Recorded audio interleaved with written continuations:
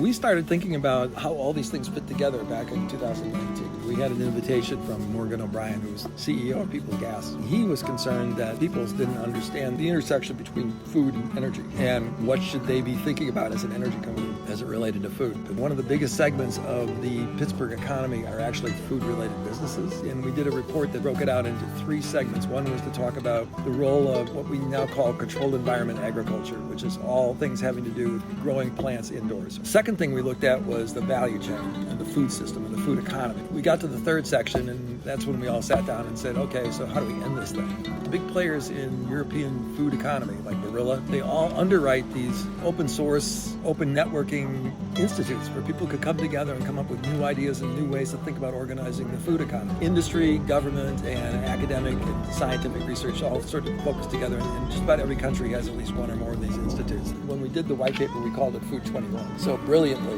we kept Food 21, and that's what we called the organization. Then we began thinking about how we wanted to organize this center of activity. It should be focused on increasing the amount of intersections between everybody in the group. In other words, asset-based community development. You don't try to create a new class of assets. You actually go out there and try to reconfigure the fact that all these assets exist within silos and they don't communicate very well with each other. And so that became a guiding principle. Second guiding principle is that we need to come up with ideas that essentially increase the amount of diversity and inclusivity in the food system, because it is neither of those things. People that could benefit the most from an active, growing food economy typically are on the outside looking in from an economic, jobs, business development perspective. It actually turns out that it's one of the best sectors in the economy that if you want to change the rules and increase the amount of inclusivity in the economy, you should start with food. Food and hospitality shouldn't be an afterthought. It actually should be your first thought. We started bringing together a group of people that we all knew. I'd say we had a kick-ass formational group. Our founders included Meredith Grelly from Wiggle Whiskey, Audrey Morell,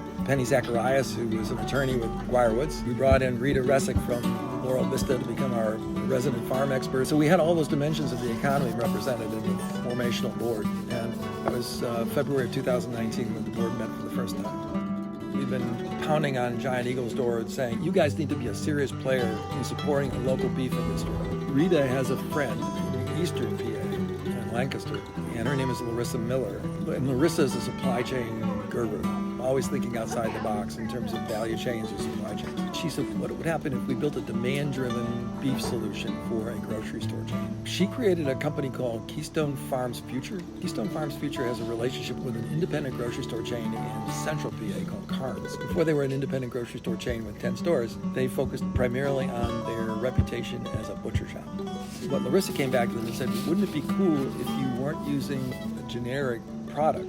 And what they did was they identified an opportunity to come in and provide Carnes with an exclusive Carnes-only program. And the way they do it is they buy all the calves, bring them into Pennsylvania, take them to an intake center, which is actually the Harris Potato Chip Farm, and they treat them as a group. They do all the evaluation on the animals, right? They take a look at their health, wellness, their weight, size, and then they keep them together, which is exactly what Temple Grandin would do, so that you don't separate the cows independently from one another. You actually treat them as a pod. They come up with what the grocery store owners want in terms of grade, USDA, percentage of lean, percentage of fat. And then what happens is they take the cows and they put them out on a participating farm.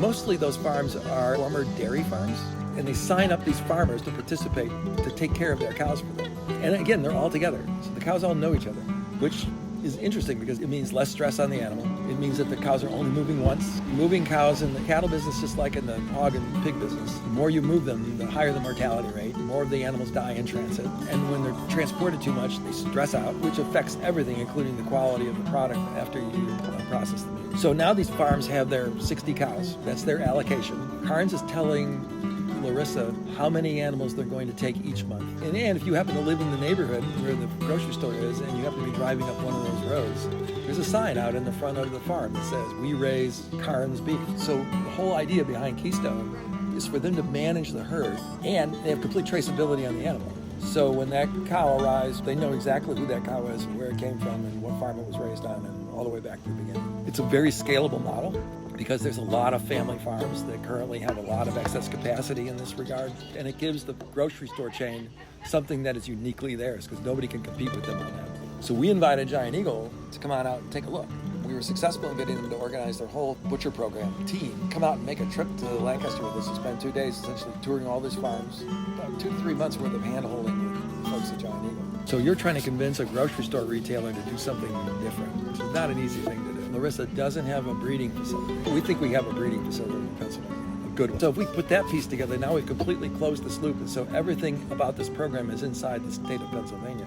And the people that are participating in the program have 100% transparency on all their costs.